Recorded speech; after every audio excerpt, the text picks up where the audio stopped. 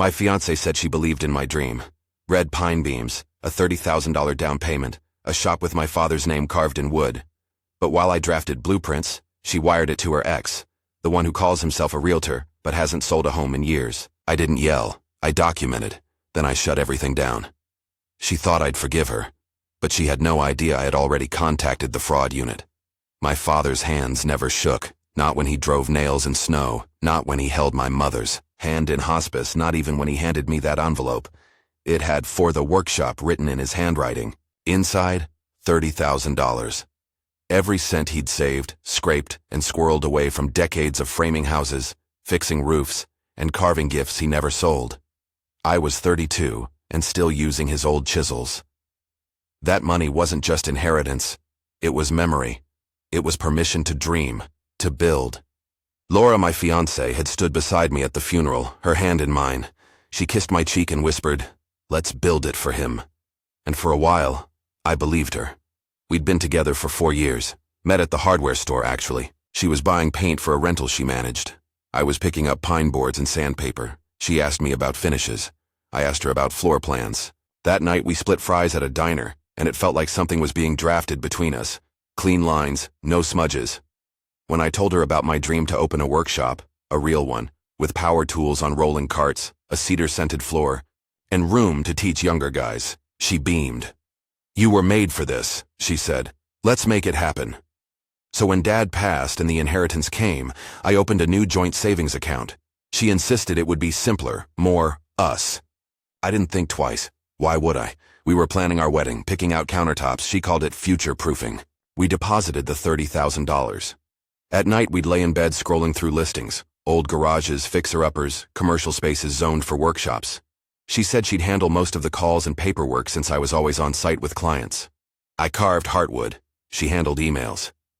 One night, she looked up from her laptop and said, "We should consider flipping something first.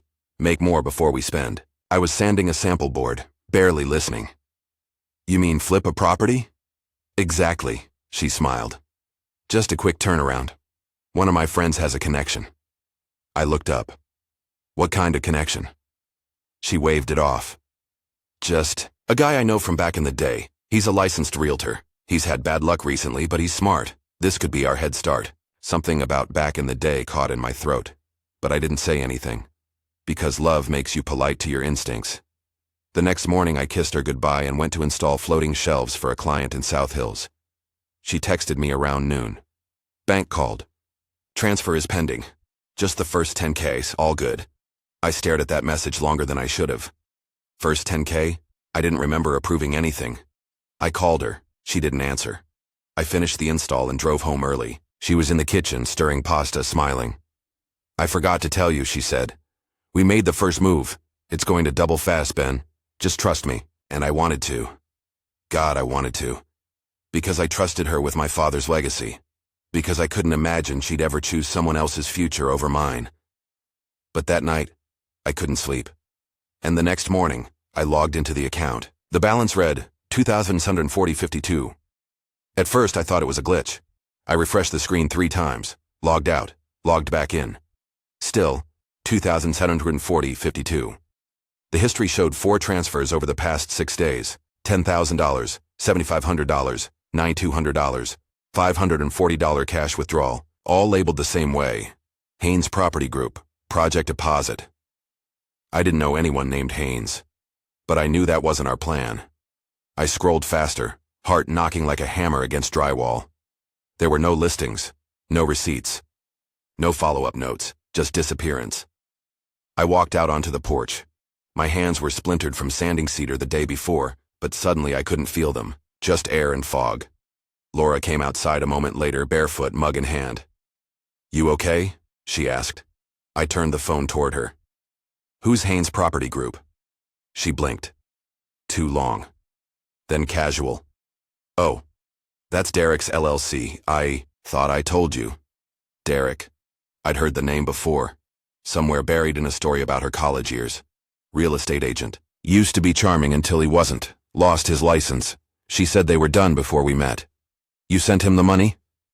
"No, not to him, to his company. It's not the same. He's found this property. He just needs backing. He offered, "As a 40% return, Ben. I didn't want to bother you at work." I stared at her, willing my voice to stay even. That was my father's money. She crossed her arms. "No, it's our money. And I made a decision for our future." I thought, "You'd be grateful when it comes back doubled." That's when it hit me. She wasn't apologizing. She was justifying. The difference between a mistake and a betrayal is whether they regret the outcome or the exposure.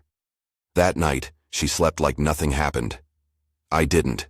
I stayed up rereading every line in our bank statement, every flagged transaction. Then I opened a blank page on my old laptop and started typing notes. Date, time, amount, routing number, every piece of it. And then I searched Haynes Property Group, Oregon. Only 2 results. One was a suspended LLC listing from 4 years ago.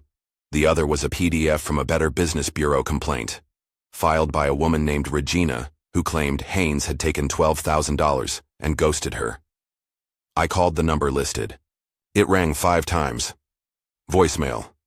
But then 2 hours later, I got a text from a blocked number. "Who gave you my name?" I didn't reply. Instead, I printed the documents and called the only man I knew who wouldn't flinch. Clay Briggs. My late father's old friend, now a lawyer in town. The kind of man who carried a tape measure in his glove box and didn't believe in coincidence. He answered with a grunt. "Ben, you all right?" "Clay," I said, "I think someone just stole my father's name. He told me to come in first thing in the morning." I looked back at Laura, still asleep, her phone screen softly glowing with a new message. I picked it up. No passcode. A thread opened automatically. The name at the top, Derek Haynes. And the most recent message read, "Don't worry, babe. He won't find out. You said he never checks." Clay Briggs didn't say much. Never did. He wore suspenders without irony and kept an old hammer on the shelf behind his desk. Not for decoration, but as a paperweight. It had bloodstains on, the wood grip from a roofing accident he never fixed, just like everything else in his life. Imperfect, honest, real. When I walked into his office that morning, I wasn't Ben the carpenter anymore. I was Ben the betrayed. Clay looked me over once, then gestured for me to sit. I assume this isn't about a door frame. I placed the folder on his desk. Bar, records, transfer receipts, BBB reports, screenshots from Laura's phone, every message I'd read, every nickname Derek had for her, every promise to make this last one count. Clay flipped through the stack slowly, nodding as he read. "This guy's done this before," he muttered. "But your girl? She's in it deep." I said nothing. He leaned back and looked me dead in the eye. "You want a file?" "Yes." "You want the cops involved?" "I want the truth involved." Clay grunted. "Good, because we're not playing heartbreak games here. This is theft, interstate wire fraud if it crosses a line.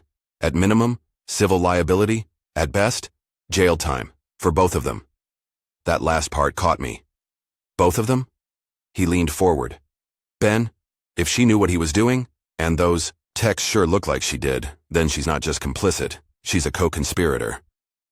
I swallowed. She'd slept next to me after sending that money. She'd eaten dinner with my mother. She'd whispered, "I love you," while texting him, "This should keep us afloat."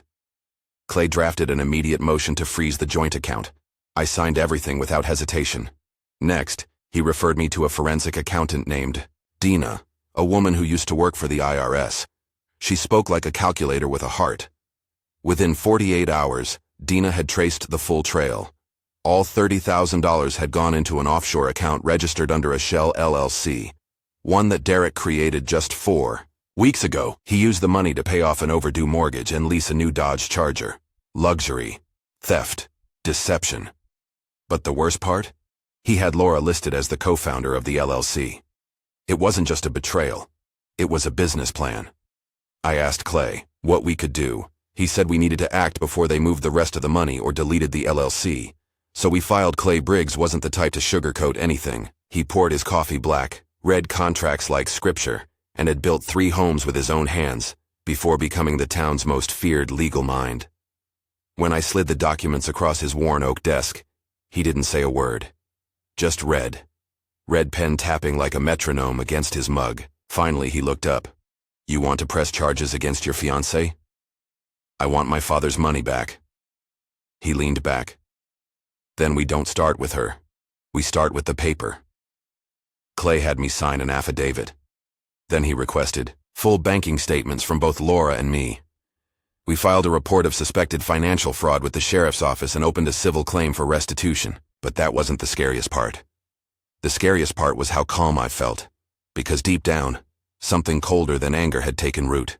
Not hatred, just resignation. That this wasn't a misunderstanding. This was design. That night, back at the house, I watched her make tacos. She was humming, smiling. "You seem quiet," she said. "Just tired." She leaned in, kissed my cheek. "Don't worry. This is going to pay off. You'll see." I nearly laughed. Instead, I asked, "Have you heard from Derek?" She froze, only for a second, but I caught it. "No," she said. "Why would I?" That night, I slept on the couch. Next morning, Clay called me. "You're going to want to come see this." When I arrived, he handed me a folder. "Your fiancée signed over a private loan agreement with Derek Haynes last month. You weren't listed. She filed it under her maiden name, but we pulled it from his financial records during a discovery search. It was buried, sloppy." I opened it. $20,400 wired to Haynes Property Group memo. Short-term liquidity loan for investment return. Then the second document. A notarized promise of repayment upon sale of property, dated 6 months prior to my father's passing. 6 months. She had planned this before he died. I felt like the floor tilted under me. Clay kept talking. "And here's the best part. Derek's business was already under investigation for 3 previous scams. We're piggybacking onto that case." My voice came out dry. "So, what now?" "We wait," he said. "And we keep you clean. No arguments, no scenes, let her think she's ahead." That was the hard part. Pretending. At dinner, she told me she loved me. I nodded. She asked if I still wanted to build the workshop. I said, more than ever. But in my head, I was reviewing timelines, motives, who else knew. A few days later, I got a call from my buddy Caleb. He runs a hardware store on 8th. He sounded awkward. "Hey man, weird question, but was Laura looking at buying commercial-grade tools recently? Like, industrial stuff?" My stomach nodded. "She was in here with a guy. Said they were pricing out stock for a shared space. She called it an artistic rehab loft. Seemed weird for a carpenter's wife to be buying sanders and concrete polishers with a guy in a leather jacket. And 0 calluses."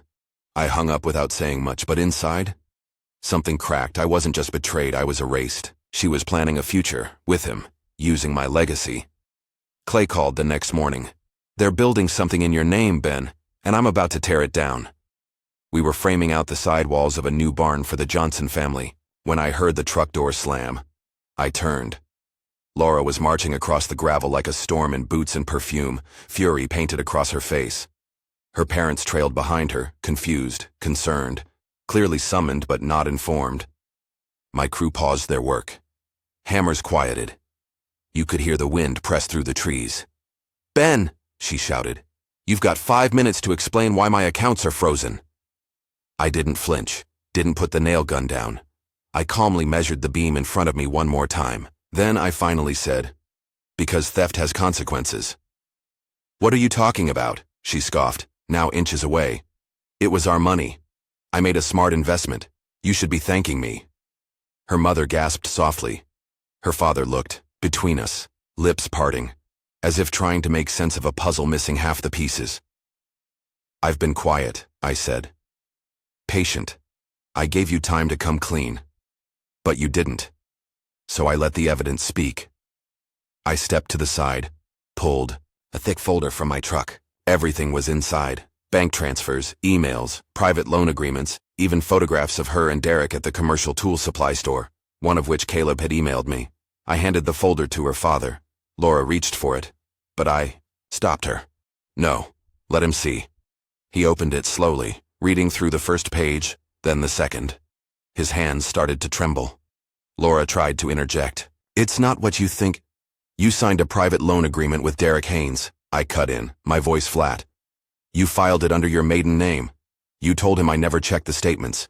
You used my father's death as a launch pad for your con." Her mother's face crumpled. "Laura, Tell me this isn't true. Laura's face twisted, into rage, not guilt.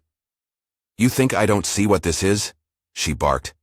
You're punishing me for not being your little helper wife. I tried to grow our money. You're the one playing the victim. No, I said calmly. I'm the one cleaning up the damage. I turned to her father. Derek's under federal investigation. Your daughter signed as his primary financial partner. There's a real chance she'll be subpoenaed next. He looked like he'd been shot in the chest. Laura pivoted, now desperate. You're destroying everything. You're blowing up our engagement over a business decision? I stepped back, looked her dead in the eye. You destroyed it the moment you gave my father's money to the man you were still sleeping with. Gasps. Her parents stepped back. My foreman, who'd known my dad, said softly, You want us to clear out, Ben? I shook my head. No. She's done here. Laura looked around, realized no one was on her side anymore. You think this makes you strong? She hissed. Running to lawyers? Calling the cops? No, I said. What makes me strong is walking away while there's still a piece of me left to rebuild. And then I turned my back to her, deliberately. Not out of anger, but clarity. Because I wasn't fighting for her anymore. I was fighting for peace. 3 days after the job site blow-up, I got the call. Clay's voice was tight but satisfied. They picked him up this morning. Derek Haynes. Wire fraud, conspiracy, tax evasion. Looks like your case helped push it over the edge. I let the silence stretch. My stomach didn't cheer. It just settled. What about Laura? I asked. She's next in line. The feds are going to question her. Best case scenario, restitution and probation. Worst case, accessory to fraud. I hung up, stepped into the garage, and ran my hands across the old planer my dad gave me when I turned 21. I hadn't used it in a year. The motor still smelled like sawdust and memory. That evening, my phone buzzed again. Laura. I didn't pick up. Then came a barrage of texts. You've ruined my life. This was never supposed to go that far. You loved me once. Please just talk to me, please. Then a voicemail. I didn't listen. The next day, Clay forwarded me a notice. Laura's parents had offered full restitution, $30,000 on her behalf to avoid charges. Trying to sweep it under the rug, Clay said. But the damage is done. Her name's still on the record. The court might be lenient, but public opinion won't. And he was right. News travels fast in small towns. Derek's arrest hit the local papers, and Laura's name was listed under Financial Associate under review. It wasn't a mugshot, but it was close. At the grocery store, people stared. A woman whispered to her friend in aisle 7. Not realizing I was in the next one. She gave her fiancé's inheritance to her ex. Can you imagine? No one said anything to me directly, except Caleb. He handed me a 6-pack at checkout and said, You're better off, man. She was always looking over your shoulder like she was waiting for a better offer. I didn't answer. I just nodded and left. But inside something was shifting. I wasn't angry anymore. I was empty and clearing space. A week later, I got a knock at my door. It was Laura. She looked nothing like the woman I remembered. Messy hair, hollow eyes. Like someone who'd seen a storm and realized she was the one who set it off. You won, she said. I didn't. Play to win, I replied. She stared down at her hands. They're draining their retirement, my parents, to pay for what I did. You let them, I said. I thought, if I helped Derek, maybe he'd love you back. I cut in. Choose you? Build something real this time? She nodded. I let the words hang. I wanted you to fight for me, she said, tears welling. I fought for the truth, I said. You were just standing in the way. She didn't cry. She didn't scream. She just turned and walked away. And for the first time in months I felt light. Not joyful, not triumphant, just light. Like I'd been carrying rot in my ribs and finally breathed without the weight. I signed the deed 2 weeks later. A small warehouse on the edge of town, abandoned since the recession. Concrete bones, rusty steel beams, and a roof that leaked in the far left corner. But it had potential. And more importantly, it was mine. The restitution payment had cleared. Clay made sure of it. I wired half of it into renovations, half into permits and startup tools. The rest came from my savings, the money I'd quietly set aside over years of side projects and long weekends. I named it Red Pine Workshop, after my father's favorite tree. He used to say red pine was humble wood, Strong, patient, didn't rot under pressure. My first order came from a local church. They wanted new pews carved, something sturdy and warm. I worked late nights, slept on a cot in the back office, and let the rhythm of the sander replace the echo of betrayal. Word spread fast. Local builders came by to see what I was doing. I hired 2 part-time apprentices. One of them, a high school dropout named Travis, reminded me of myself at 19. Calloused hands, wide eyes, nowhere to go but forward. A reporter from the local paper dropped by for a feature. She called it a comeback story. I didn't correct her. It wasn't a comeback. It was a restart. Meanwhile, Laura disappeared from town chatter. Her parents sold their lake cabin to repay what they'd lost. Derek had pled guilty, accepting a deal in exchange for naming his other partners. Laura wasn't arrested, but her name was in the case records forever. Every so often someone would mention they saw her in a neighboring city, working at a design firm. Quiet, alone. She never reached out again. One night, I stayed late finishing a custom dining table. The grain was walnut, but I inlaid a single stripe of red pine down the center. Symbolic, simple, true. Caleb stopped by with burgers. He sat on a sawhorse chewing thoughtfully. "You ever think about dating again?" he asked. I shrugged. "Not yet." "Still mad?" I looked at the table. "No, just rebuilding." That's when I realized, this workshop, these tools, these calluses on my hands, they weren't just work. They were my recovery. Each plank I cut was a choice. Each nail I drove was a moment I refused to let bitterness define me. And in that silence, alone with sawdust, wood glue, and the ghost of my father, I didn't feel broken anymore. I felt whole. Not because she was gone, but because I finally remembered who I was before she arrived. And that man, he was enough. The opening day of Red Pine Workshop was quiet. No ribbon cutting, no Instagram posts. Just me, Travis, and 3 fresh orders lined up on the board. I wore my dad's old flannel, still smelled faintly of cedar oil. Around noon, I stepped outside and watched the light hit the sign we hung together the night before. Bold black letters carved into white oak, Red Pine, custom woodwork and restorations. The grain caught the sunlight just right, and I swore, for a moment, I felt my dad's hand on my shoulder. I didn't cry. I just stood there and breathed it in. Later that afternoon, I took the old truck, his truck, and drove to the cemetery with a sketch of the workshop framed in walnut. On the back, I'd written, "The first thing I ever built without you, and the last thing I'll build for anyone else." I knelt, placed it by his stone, and sat for a while. "I lost a lot, Dad," I whispered. "But I didn't lose your voice. You were always in the grain, in every joint, every blade I sharpened." I told him everything, about Laura, about Derek, about how close I came to giving up, and how I didn't. As the sun dipped low, I turned to leave, but not before hearing the faintest whisper of wind in the trees above me. Red pines, tall, unwavering. Back at the shop, things picked up. Orders came in fast. Benches, beams, reclaimed, wood headboards, even a full kitchen set from a family who said, "We want something that feels like it was made by real hands." Clients didn't ask about my past, but some had heard. One woman said gently, "It's admirable what you did. Most folks would have burned the whole thing down." I smiled. I just built something better. Months passed. One day, a letter arrived. No return address. Inside, a folded sheet of plain paper and a cashier's check for €1,226. The note read, "This was all I had left. I wanted to return what I stole, even if it's late. I hope you find peace. L." I didn't frame it. I didn't tear it up either. I just slipped it into the bottom drawer of the desk I made with reclaimed maple and soft close joints. A reminder that closure doesn't come in the form of revenge, but in knowing who you are when there's no one left to fool. Today, I work in silence. No drama, no lies. Just the sound of saws and the scent of red pine. My story wasn't the one I wanted, but it's the one I built. And when people ask what happened to the girl who took everything, I tell them the truth. She didn't take everything. She just taught me what I didn't need.